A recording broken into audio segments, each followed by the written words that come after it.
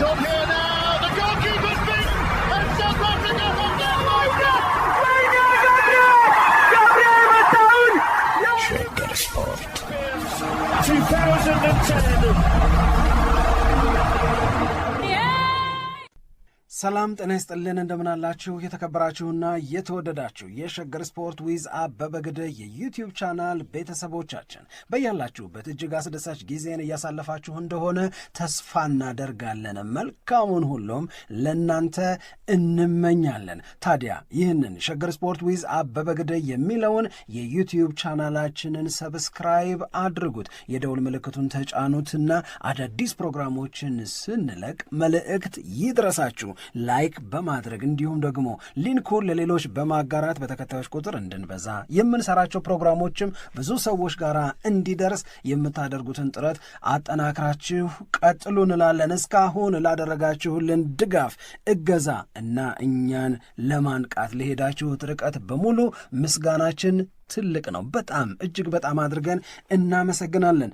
ክበሩልን ነው የምንለው። ወደ ጉዳዮቻችን እንሂድ። ትላንትና ምሽት የተደረጉ የእንግሊዝ ፕሪሚየር ሊግ ጨዋታዎች አሉ። በጨዋታዎቹ ላይ የተመዘገቡ ውጤቶች ለማንቸስተር ዩናይትድ፣ ለቼልሲ እና ለአርሰናል አሪፍ አልነበሩም።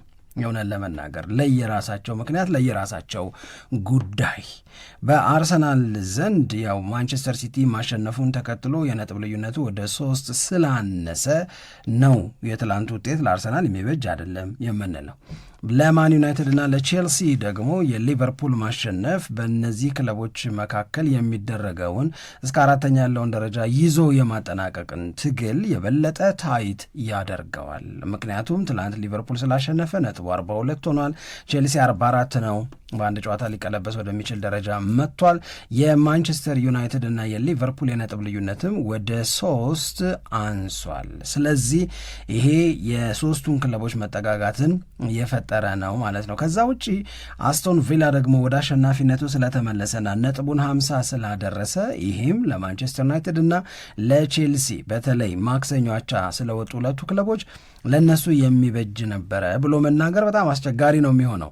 ለማንኛውም ግን ትኩረት የበለጠ የምንሰጠው በዚህ ሰዓት ላይ በማንቸስተር ሲቲና በፉልሃም መካከል የተደረገውንና በሲቲ አስተማማኝ ድል አድራጊነት የተጠናቀቀውን ጨዋታ ከዋንጫ ፉክክሩ አንጻር እና ሜዳ ላይ ካየነው ፉክክርም ተነስተን የተወሰኑ ነጥቦችን ብናነሳበት መልካም ይመስለኛል። እዚሁ ላይ ያይዘን ግን አርሰናል እና አርቴታ ከዛሬው ጨዋታ በፊት የሰጡት መግለጫ ላይ የተነሱ ዋና ዋና ሀሳቦችንም ልናካተት እንችላለን። የሲቲን ጨዋታ ከዋንጫ ፉክክሩ አንጻር ማየት እንጀምር እስቲ። ልክ ነው። ዋነኛው ጥያቄ ያው አድማጮቻችንን በደንብ እንደሚረዱት ትናንትና የማንቸስተር ሲቲ ማሸነፍ ምን ማለት ነው የሚለው ነው ትልቁ መነጋገሪያ ርዕሰ ጉዳይ የሆነው ከዋንጫ ፉክክሩ አንጻር ስለሚታይ ነው። ግን ከዛ ጎን ለጎን ደግሞ እኔ አብሮ መታየት አለበት ብዬ የማስበው ትልቁ ጉዳይ ማንቸስተር ሲቲ ፉልሃምን ሊያሸንፍ ይችላል። ብዙ ጊዜም ሲያሸንፈው ነበረ። እሱ ሳይሆን ዋናው ነገር እንዴት ባለ መንገድ አሸነፈ። የተጫዋቾቹ፣ የአሰልጣኙ፣ የማንቸስተር ሲቲ አጠቃላይ የቡድን አባላት ጨዋታው ላይ ያሳዩት ነገርና ስሜታቸው እንዴት ነው የሚገለጸው የሚለው ደግሞ የበለጠ ትኩረት የሚስብ ይመስለኛል። ምክንያቱም ካየን ይህንን ጨዋታ ለማሸነፍ በጣም ትልቅ ፍላጎት እንዳላቸው ምንም ጥርጥር የለውም። ያንን ፍላጎታቸውን ደግሞ ሜዳ ላይ በደንብ አድርገው ገልጸውታል ብዬ ነው ማስበው። ጨዋታው በመጀመሪያው 45 ላይ ተጠናቀቀ ብሎ መናገርም ይቻላል። ይህንን ያልኩበት ዋነኛው ምክንያት ከፉልሃም የጨዋታ አቀራረብ አንጻር እና ፉልሃም ሲያደርገው ከነበረው እንቅስቃሴ አንጻር ይህንን የ3-0 ውጤት ለመቀልበስ ወደ አቻ ለመምጣት ወይንም ደግሞ ለማሸነፍ ያን ያክል በጨዋታው ሂደት ላይ ያሳዩት ስሜት የሚሰጥ ነገር አልነበረም እና ማንቸስተር ሲቲ እንደሚያሸንፍ እርግጠኛ ሆነን ያየነው ጨዋታ ይመስለኛል። በተለይ ጨዋታው ከተጀመረ በኋላ ገና በ24ኛው ደቂቃ ላይ ነው ሴሜኒዮ ጎል ያስቆጠረው። ከዛ ሁለቱ ጎሎች ደግሞ በኦሪየሌና ሃላንድ ተከታትለው የመጡ ናቸው። በጣም ግን የተጫዋቾቹ ፍላጎት ጨዋታውን አሸንፎ ለመውጣት የነበራቸው ትግል ደግሞ በጣም ትልቅ እንደነበረ አይተናል። ይሄ ማለት አርሰናል ያው ዛሬ እስከሚጫወት ድረስ ድረስ ያለውን የነጥብ ልዩነት ወደ 3 ለማጥበብና በተደጋጋሚ ጊዜ ፔፕ ጋርዲዮላም እንደሚናገረው በማንቸስተር ሲቲ በኩል ማድረግ የሚችሉትን ነገር በሙሉ እያደረጉ አርሰናል የሚሆነውን ነገር መጠበቅ የሚለውን የበለጠ የሚያጎላ ነው እና ፔፕ ጋርዲዮላም ከጨዋታው በኋላ ሲናገር ነበረ እኔ የ3 ነጥብ ልዩነት ነው ብዬ መናገር አልችልም ብሏል። አሁን ልክ ከሊቨርፑል ጋር ከመጫወታችን በፊት የ9 ነጥብ ልዩነት ሊሆን ይችላል ተብሎ ሲገለጽ እንደነበረው አሁንም የ3 ነጥብ ልዩነት ነው ብዬ አስተያየት መስጠት አልችልም ብሏል። ምክንያቱም ገና አርሰናል ተጫውቶ የሚመዘገበውን ውጤት መጠበቅ አለብን። አርሰናል ካሸነፈ ዛሬ ብሬንትፎርድን ወደ 6 ነጥብ ከፍ ማለቱ የማይቀር ነው። ስለዚህ የዛሬውን ውጤት ማየት አለብን የሚል አስተያየቱን ሰጥቷል። ግን እሱ ሁልጊዜ ፎከስ የማደርገው ብሎ የተናገረው ነገር ምንድን ነው? በየጨዋታው ላይ እድገት ማምጣት እንደገና የሊጉም አጋማሽና ከአጋማሽም በኋላ እድገት የሚያሳይ ቡድን መሆን በየጊዜው በ90 ደቂቃም ውስጥ እድገት ማሳየት እንደገና ኮንሲስተንት መሆን ለአንድ ቡድን በጣም ወሳኝና ትልቁ ነገር እሱ ነው ብሎ አስተያየቱን ሰጥቷል። ስለዚህ ከዚህ በኋላ ማንቸስተር ሲቲ በዚሁ አይነት የጨዋታ አቀራረብ ፍላጎት ይቀጥላል የሚሉ በጣም ብዙ አስተያየቶችም ደግሞ ከጨዋታው በኋላ የተመለከትንበት ይመስለኛል። ግን ፔፕ ጋርዲዮላም አንድ በአስተያየቱ ላይ ከሰጠው ነገር መካከል ሜንታሊ በጣም በቃ ጠንካራ መሆን ይጠበቅብናል። ያው አንድ እግር ኳስ ቡድንን የበለጠ አሸናፊ የሚያደርገው በስነ ልቦና የበለጠ ዝግጁ መሆንና ጠንካራ መሆን፣ ከዛ ቀጥሎ ደግሞ በዲፌንሲቭሊም ኦፌንሲቭሊም ደግሞ ያንን የማጥቃት እና የመከላከል ሁኔታዎችን ጠብቆ መሄድና እዛ ላይ የበለጠ መስራት ነው። እንደዛ እያደረግን እንቆያለን፣ ከዛ በኋላ የሚሆነውን እንመለከታለን የሚል አስተያየቱን ሰጥቷል። ስለዚህ የሚታየው ነገር የሚመስለኝ እንደኔ አስተያየት ማሸነፉ 3-0 በጣም ጥሩ ውጤት ነው፣ ጎል ሳይቆጠርበት።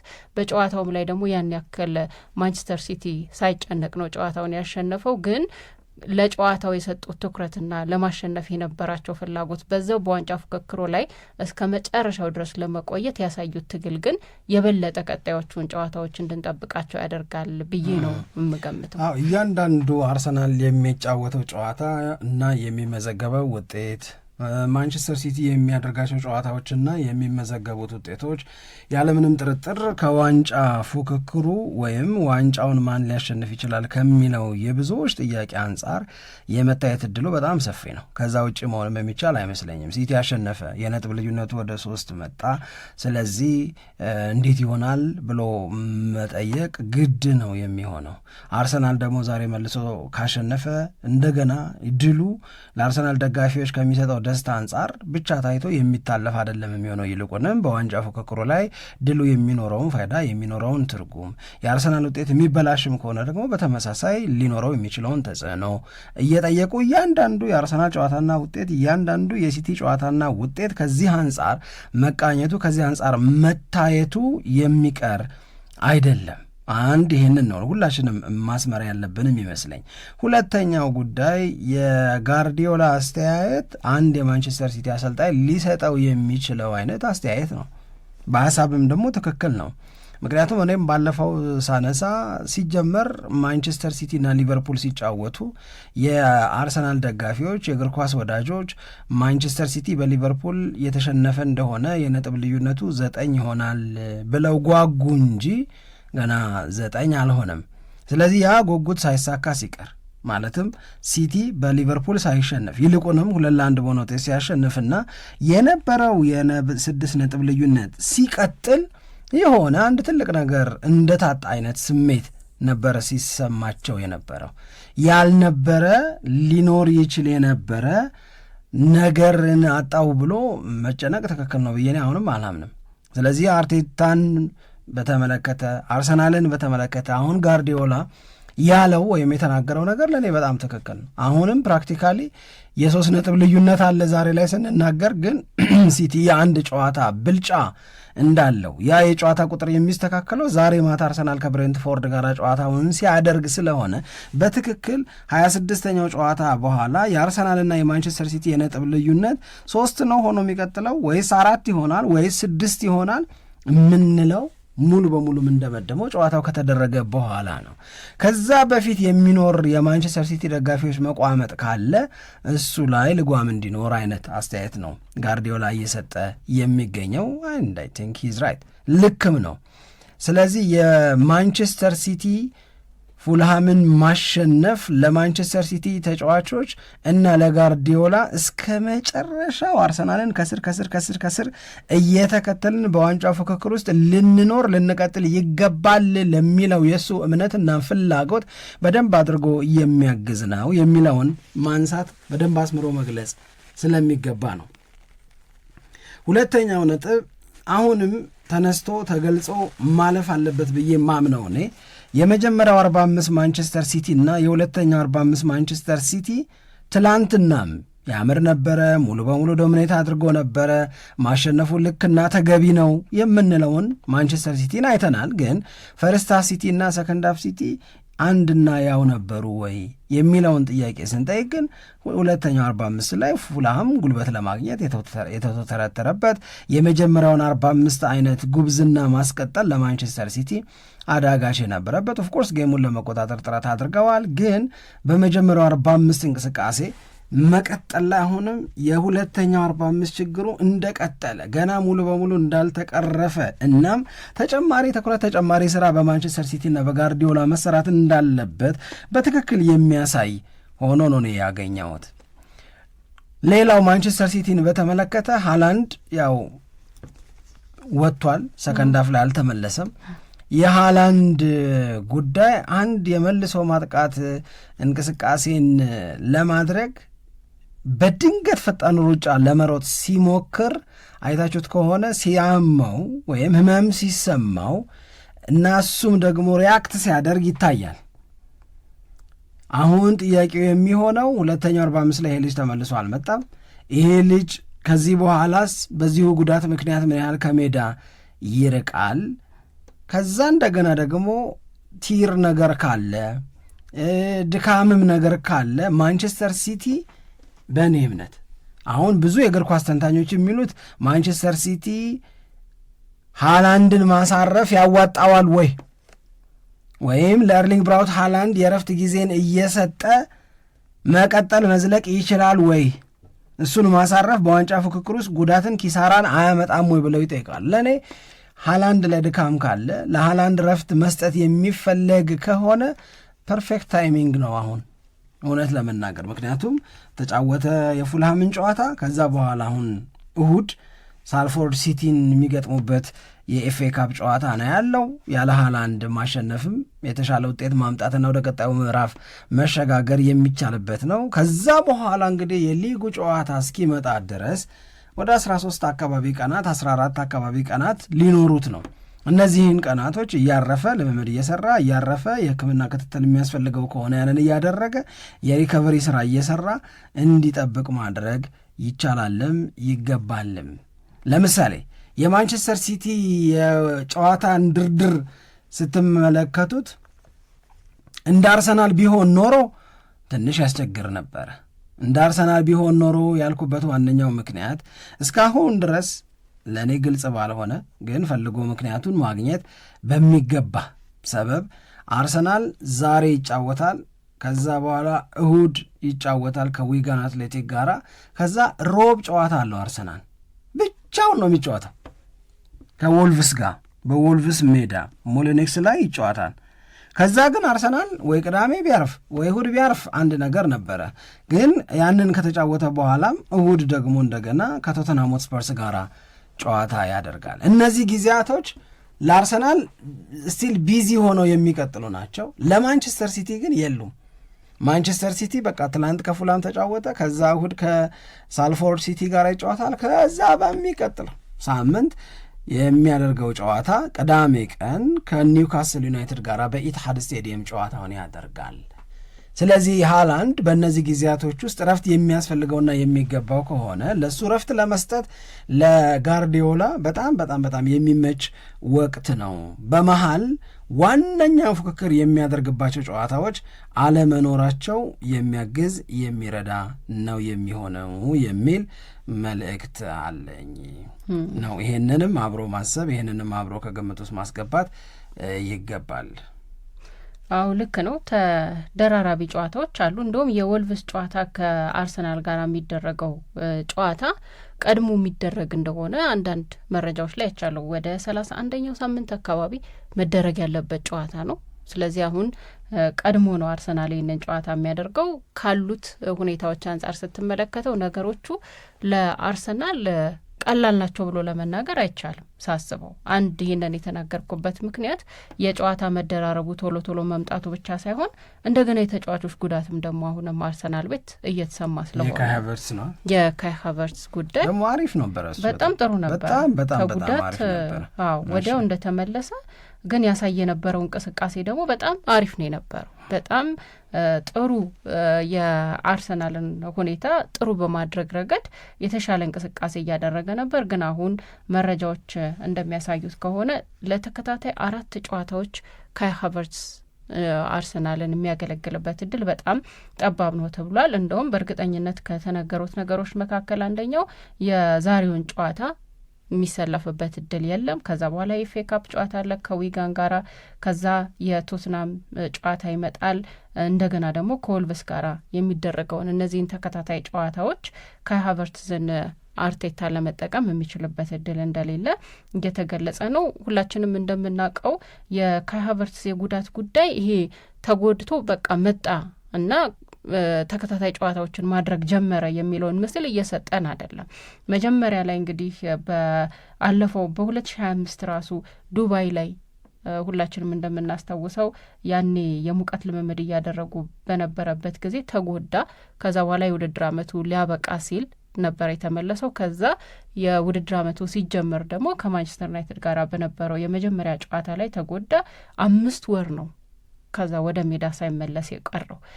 ከዛ በኋላ እኔ ደግሞ የበለጠ አሳሳቢ የሚሆነው ብዬ የማስበው ከጉዳት ከተመለሰ በኋላ ረጅም ጨዋታዎችን ማድረግ አልቻለም። ቶሎ ይጎዳል፣ የተወሰኑ ጨዋታዎች አልፉታል፣ እንደገና ይጎዳል፣ የተወሰኑ ጨዋታዎች አልፉታል። ስለዚህ የካይ ሃቨርትዝ ጉዳይ በጣም የሚያሳስብ ይመስለኛል በአርሰናል ቤት። የበለጠ ደግሞ ነገሩን ከባድ የሚያደርገው የማይክል ሜሪኒዮ እንደገና በጉዳት ምክንያት እንደውም የውድድር ዓመቱ መጨረሻ ድረስ ላይመለስ ይችላል የሚሉ ዜናዎችን ነው የሰማነው። የቀዶ ጥገና ማድረጉንም እሱም መረጃዎች ወጥተው በቀደመው ፕሮግራማችን ላይ ስናነሳ ነበረ። ንዋኔሪ የለም፣ ወደ ማርሴይ ሄዷል። አሁን ደግሞ ሌሎች መረጃዎች እንደሚያሳዩት ከሆነ የማርቲን ኦዴጋርድ እንደዚሁ የቡካዮ ሳካ ወደ ሜዳ የመመለስም ጉዳይ አጠራጣሪ ነው። እነዚህ ነገሮች ስላሉ ጉዳቶች አሁን በጣም መደጋገምና እንደገና ክፍተት ወደሚፈጥሩበት ደረጃ ደግሞ መድረሳቸውን ያሳያል። አሁን ከዚህ በፊት አርሰናል ካለው የስኳድ ደብዝ አንጻር አንዱ ሲጎዳ፣ ለምሳሌ ሳካ ሲጎዳ ማዱኬ አለ፣ ምንም ችግር የለም እንደዚህ እየተባለ ተተኪዎቹም በጣም ጥሩ አገልግሎት የሚሰጡ ስለሆነ ክፍተቱ በጣም እንዳይታይ የተደረገበትም እድል እንዳለ ሁላችንም ምናቀው ነው። አሁን ግን ምናልባት ነገሩ የተጎዱ ተጫዋቾችን አርሰናል ሚስ ወደሚያደርግበት ደረጃ ላይ ሊሸጋገር ይችላል የሚሉ አስተያየቶችም እየወጡ እሱንም ስንመለከት ነበረ። ስለዚህ ከዚህ አንጻር ስትመለከተው ተከታታይ ጨዋታዎችን ማድረግ አንድ ነገር ሆኖ እንደገና ተጫዋቾችን እያፈራረቁ የመጠቀምንም እድል እያሳሳ ይመጣል ማለት ነው በጉዳት ምክንያት። ይሄ ካነሳ ነው ከዋንጫ ፍክክሩ ከማንቸስተር ሲቲ አንጻር ደግሞ ስታየው በጣም አሪፍ ነው። ማንቸስተር ሲቲ እኔ አሁን ባለው ሁኔታ ትላንት ለምሳሌ ኤርሊንግ ሃላንድ ጥሩ ስሜት አልተሰማውም። ስለዚህ ኦመር መርሙሽ ሁለተኛውን 45 ይጫወታል። አሁን በሁለቱ መካከል ያለው ልዩነት እንግዲህ በጣም ሰፊ ነው ብለህ የምታስቀምጠው አይደለም። ኦመር መርሙሽም ጥሩ አገልግሎት የሚሰጥ አይነት ተጫዋች ስለሆነ ማለት ነው። በዛ ላይ ደግሞ አሁን በቅርብ ጊዜ እንደምንመለከተው ማንቸስተር ሲቲ ያን ያክል በኤርሊንግ ሃላንድ ላይ ጥገኛ ነው ወይ? መኖሩ ምንም ጥርጥር የለውም። የሆነ ነገር ማንቸስተር ሲቲ እንዲያገኝ ያደርጋል። ግን እሱ አለመኖር ውስጥ ደግሞ ማንቸስተር ሲቲ ጨዋታዎችን አሸንፎ እንዲወጣ አያደርግም ወይ? ኖሮም እሱ ጎል ሳያስቆጥር ሌሎች ተጫዋቾች ጎል እያስቆጠሩ አይደለም ወይ የሚለውንም ስናይ ለማንቸስተር ሲቲ በጣም ያን ያክል የሚያሳስብ ላይሆን ይችላል ነው። እንደገና ሴማኒዮና ማርክ ጉዌ ደግሞ የበለጠ እየተላመዱ የበለጠ ለማንቸስተር ሲቲ ትልቅ አገልግሎት እየሰጡ እየሆነ መሆኑን ስንመለከት ቀጣዮቹን ጨዋታዎች ከዋንጫ ፍክክሩ አንጻር በጣም በትልቅ ጉጉት እንድንጠብቀው የሚያደርግ ነው። በአርሰናል በኩልም ደግሞ እንግዲህ ያሉትን ነገሮች ለማስተካከል በተለይ ከኋላችን ያሉት ክለቦች ምን ደረጃ ላይ ናቸው የሚለውን እያየን ፍጹም ስጋት ውስጥ አንወድቅም ብሏል አርቴታ ከዛሬው ጨዋታ በፊት ሲናገር ማለት ነው። የምናየው የራሳችንን ስራ ነው። አሁን ለምሳሌ ማንቸስተር ሲቲ በ3 ነጥብ ልዩነት ነው የሚቀመጠው። ወደ ታች አይደለም የምናየው። ከብሬንትፎርድ ጋር ያለንን ጨዋታ እንዴት እናሸንፍ የሚለው ላይ ነው ትኩረት አድርገን ስራችንን የምንሰራው ብሎ አስተያየት ሰጥቷል። ይሄም ልክ ነው። ያን ያክል ግን ምንም ጫና ሳይፈጠር የማንቸስተር ሲቲ በዚህ ደረጃ ላይ መቀመጥ ምንም ጫና ሳይፈጠር ነገሮችን በሙሉ ስሙዝሊ ያስኬዳል በአርሰናል ቤት በኩል ብሎ ለመናገር ያስቸግራል የሚልም ሀሳብ ይነሳል አብሮ። አዎ የተጫዋቾችን ጉዳት በተመለከተ እኔ አሁን የኦዴጋርድ የካይ ሃቨርትስ እንደዚሁም ደግሞ የኖዋኔሪ በውሰት መሰጠት ለአርቴታ መጀመሪያ የነበረውን አማራጭ ሰፊ አማራጭ ያሳጣዋል። ምንም ጥያቄ የለውም። የሜሪኖን መጎዳትና ምናልባትም እስከ ውድድር ዓመቱ መጨረሻ ድረስ የመመለስ እድል የለውም የሚለውን ነገር በተመለከተ ግን አብረው መነሳት ያለባቸው ነጥቦች አሁን ለምሳሌ ሃላንድ እና ኦማር ማርሙሽ እንደዚህ አይነት የጎን ለጎን በየቦታዎቹ ላይ ባለ አማራጭ ማሰብ ከቀጠልን ማንቸስተር ሲቲ ያሉት ወይም ጋርዲዮላ ያሉት በእያንዳንዱ መጫወቻ ቦታዎች ላይ ተጫዋቾችን የማሰለፍ አማራጭ እና አርቴታ ያሉትን አማራጮች ብንመለከት ብዙም ይተናነሳሉ ብዬ አላምንም። አሁንም እነዚህም ጉዳቶች አጋጥመውም ጭምር ነው ምለው እኔ የእነዚህ ተጫዋቾች መጎዳት አርሰናል ላይ ክፍተት አያሳድርም አይደለም ምለው ክፍተት ያሳድራል። በተለይ እኔ አሁን በካይ ሃቨርትስ መመለስ አርሰናል እያገኘው ያለ ምቾት እንዳለ ይሰማኝ ነበረ። የእውነት ለመናገር ምናልባት ከዚህ በፊትም ተናግረው ያለው ለነገሩ አሁን ተጎዳ 4 ጨዋታ አይመለስ ምናምን ሲባል ሳይሆን ከዚህ በፊትም ብየው ነበረ የዚህ ልጅ የቪክቶር ዮኬሬሽ በአርሰናል ቤት ውስጥ የሚኖረው ጎል የማስቆጠር አቅም የበለጠ እያደገ የሚመጣው በካይ ሃቨርትስ መኖር ሊሆን ይችላል ወይም የእሱ መኖር የበለጠ እየተመቸው ምናይ ይመስለኛል የሚል ነገር ስናነሳ ነበር እና ክፍተቶች ይፈጥራል፣ ጎዶሎችን ያመጣል። አዎ ምንም ጥያቄ የለውም። ምክንያቱም ከሃቨርትስ በጣም የሚገርም ለውጥ እያመጣ ነበረ በአርሰናል ቤት ውስጥ። የነ ኦዴጋርድ መኖር ኦዴጋርድን በተመለከተ ይሰሙን የነበረውን ስሜት እንግዲህ ያዝ መለስ ወደኋላ ወደፊት አድርጎ ማሰብ የእያንዳንዳችን ጉዳይ ነው የሚሆነው። ለነገሩ ግን ትላንትና አርቴታ እንደገለጸው ከሆነ ከ1 ሳምንት የዘለለ ጊዜ የላቸውም። እሱም ቡካዮ ሳካ ወደ ሜዳ ይመለሳሉ። ስለዚህ በረጅም ጊዜ ጉዳት ዝርዝር ውስጥ ልናካተታቸው የምንችላቸው አይነት ተጫዋቾች አይደሉም። እንደ ሜሪ ነው 1 ሳምንት ነው የቀራቸው ብሏል። ኦልሞስት ተመልሰዋል የሚል አስተያየትን የሰጠው ትንሽ የሚቀረው እንደውም የዶማን ነበረ። የእሱም በ1 ሳምንት ጊዜ ውስጥ አብሮን እንደገና መጫወት ይጀምራል የሚል አስተያየትን ሰጥቷል። ስለዚህ የእነዚህ አሁን የነ ኦዴጋርድ የነ ቡካዮ ሳካ የነ ዶማን መመለስ ለአርሰናል በጣም አሪፍ ዜናም ነው። የሌሎቹ ተጫዋቾች መጎዳት ግን ለጊዜው እና አርሰናል ካሉት የጨዋታ ድርድር አንጻር እነሱን ለመታገስ የማያስችል ነው ብዬ አላስብም። እኔ ግን አሁን ተቀይረው የሚገቡ ተጫዋቾች የሚሰጡት አገልግሎት የተጓደለ ይመስለኛል። እኔ ለምሳሌ በኦዴጋርድ ቦታ ላይ ኢዜ ሲገባ ኢዜ ያን ያክል ኦዴጋርድም የራሱ የሆነ ክፍተት እንዳለበት ሳንረሳ ማለት ነው። ግን የኢዜን አገልግሎት ምን ያክል ደስተኛ ሆኖ የአርሰናል ደጋፊ እየተቀበለው ነው ወይም ጥሩ ነገር እያሳየ ነው ወይ? ማዱኬስ ይሄ ኮንሲስተንትሊ ጥሩ ሆኖ ይቀጥላሉ? አሁን በሆነ ጨዋታ ላይ በጣም አሪፍ ሆኖ እናየዋለን ከሊድስ ጋር በነበረው ጨዋታ ላይ መሰለኝ። ከዛ ቀጥሎ በመጣው ጨዋታ ላይ ደግሞ ማዱኬ የመደብዘዝ ነገር ይታይበታል። እና ተቀይረው የሚገቡ ተጫዋቾች ጥሩ ናቸው፣ ጥሩ ኳሊቲ ያላቸው፣ ግን ኮንሲስተንትሊ ጥሩ ሆኖ በመቀጠልና ይሄ እኩል የሚባል ለምሳሌ ሃላንድ ሳይኖር መርሙሽ ሲገባ የሚሰጠውን አይነት አገልግሎት አርሰናል ያገኛሉ ወይ ተቀይረው ከሚገቡ ተጫዋቾች የሚለው ላይ ብዙ ሀሳብ ሊያሰጥ የሚችል ነገር ያለ ይመስለኛል። ምናየው ነገር የተጓደለ ስለመሰለኝ ነው። ሌላው ግን ጫናን በተመለከተ እኔ ኖኒ ማድዌኬ ላይ ኮምፕሌን ማድረግ እኔ ልክ ነው ብዬ አላስብም። ኖኒ ማድዌኬ በዘንድሮ የውድድር ዓመት በአርሰናል ማሊያ እድል በተሰጣቸው ቁጥር ለእኔ ወደ 90 እና ከ90 በመቶ በላይ ልክ ናቸው ከምላቸው ተጫዋቾች መካከል አንደኛው ኖኒ ማድዌኬ ነው። ስለዚህ ስለ 8% 9% ስህተቶቹ አስበን ነው የምንጨነቀው? እንደዛ ከሆነ ራሱ ሳካስ ላይ ክፍተት አላየንም ወይ? ሳካን አይደለም የሚተካው እሱ። አሁን የኖኒ ማድዌኬ የፐርፎርማንስ መዋዠቅ አይደል ነው የሚያስነሳ ነው ብዬ አላስብም። የካይ ሃቨርትዝ ነው ትንሽ የሚቆጨኝ የእውነት ለመናገር። ኦዲጋርድም ላይ በጣም ከፍተኛ ቅሬታ አላቸው። በጣም ከፍተኛ ቅሬታ አላቸው። የካይ ሃቨርትዝ ግን አይ ቲንክ አርሰናልን መልሶ ስትሮንግ አድርጎት ነበረ። በተለይ የአርሰናልን ክሬቲቪቲ በጣም ጨምሮት ነበረ በሊድስ ዩናይትድ ጨዋታና ከዛ በኋላ በነበረው ጨዋታ ላይ የአርሰናልን እንቅስቃሴ በጣም በጣም በጣም አሪፍ አድርጎታል። አርሰናል ወደ 7 ጎሎችን አገባ፣ ምንም ጎል አልገባበትም። የክፍት የጨዋታ እንቅስቃሴ ጎሎችን አስቆጠረ። እኔ ያንን ወድጄው ነበረ መሰለኝ። ስለዚህ ትንሽ ወደ ካይ ሃቨርትዝ ዘንበል አድርጌ ነው እያሰብኩት ያለሁት እንጂ ኖኒ ማድዌኬን አሁን ይህ ዛሬ እሱ ነው የሚገባው የምንልበት አይነት ተጫዋች ግን አይደለም። ኖኒ ማድዌኬ በጣም ጥሩ ነው ብዬ ነው የማስበው።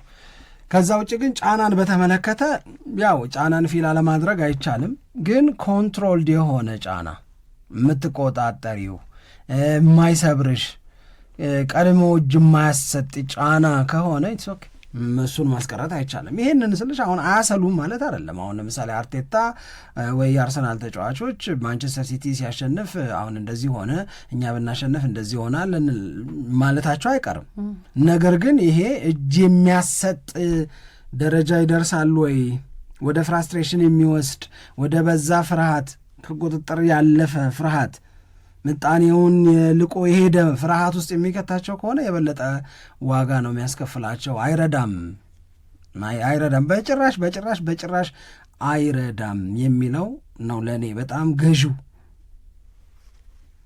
ስለዚህ አርሰናል ዛሬ ስራውን መስራት አለበት። ለምሳሌ አሁን ጋዜጠኞች ስራቸው ስለሆነ ጠየቁት፣ በኋላ ልናነሳው እንችል ከሆነ አላቅም፣ ግን የቶማስ ፍራንክ መሰናበት አርሰናል አሁን ዛሬ የሚያደርገው ጨዋታ አለ ከብሬንትፎርድ ጋር፣ ከዛ ኤፍኤ ካፕ ይጫወታል፣ ከዛ ረቡዕ ከወልቭስ ጋር ይጫወታል፣ ከዛ ከቶተንሃም ሆትስፐርስ ጋር ይጫወታል። አሁን ቶተንሃም ቶማስ ፍራንክን ስላሰናበተ ከሚቀጥሉት የሚጠበቀው ውሳኔ ቶተንሃም ማንን ይቀጥራል ነው። በጊዜያዊነት ይቀጥራል ወይስ በቋሚነት አዲስ አሰልጣኝን ይሾማል እስከ ውድድር ዓመቱ መጨረሻ ድረስ? ስለዚህ ከአዲሱ አሰልጣኝ ቶተንሃምን መያዝ ጋር ተያይዞ ጨዋታው ከባድ ይሆንብናል ብለህ ታስባለህ ብሎ ይጠይቁታል። ስንቴ ደብል መታው እኮ እንደሆነ አስቢው። የብሬንትፎርዱ ሳያልቅ፣ የዊጋኑ ሳያልቅ፣ እንደገና የወልቭሱ ሳያልቅ ዘሎ አዲሱ አሰልጣኝ ምን ሀሳብ ይዞ እንደሚመጣ ስለማይታወቅ እውነት እኮ ነው። ግን እንደዚህ ዘሎ እየታሰበ አይከብድም ወይ? ለዛ እኮ ነው አሰልጣኞች ብዙ ጊዜ ዋን ጌም አት ኤ ታይም ነው ማስበው ብለው የሚናገሩት። ለዚህ ነው ስለ አንድ ጨዋታ ነው በአንድ ጊዜ የማስበው ይላሉ፣ ስለ አንድ ጨዋታ። ከዛ በኋላ ደግሞ የሚቀጥል የቶተናሙ ጨዋታ እንግዲህ 4ኛ ጨዋታ ነው። 4ኛው ጨዋታ ላይ ይደረሳል ቶተናማንን እንደሚቀጥር። ይሄ አስተሳሰብ ይጎዳል ባይነኝ እኔ። ለማንኛውም እሺ፣ ግን እንመለስበታለን ይመስለኛል። የቶማስ ፍራንክ ጉዳይ ደግሞ በጣም አነጋጋሪ ነው።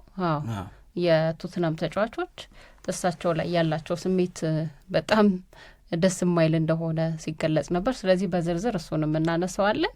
አድማጮቻችን በያላችሁበት ሆናችሁ ፕሮግራማችንን እየተከታተላችሁ ስለሆነ በጣም አድርገን እናመሰግናለን። ሸገር ስፖርት ዊዝ አበበ ግደይ በተሰኘው የዩቲዩብ ቻናላችን ላይ አስተያየቶቻችሁን ላኩ፣ እንመለከተዋለን። በያላችሁበት አሁንም ጥሩ ጊዜ እንዲሆንላችሁ እንመኛለን።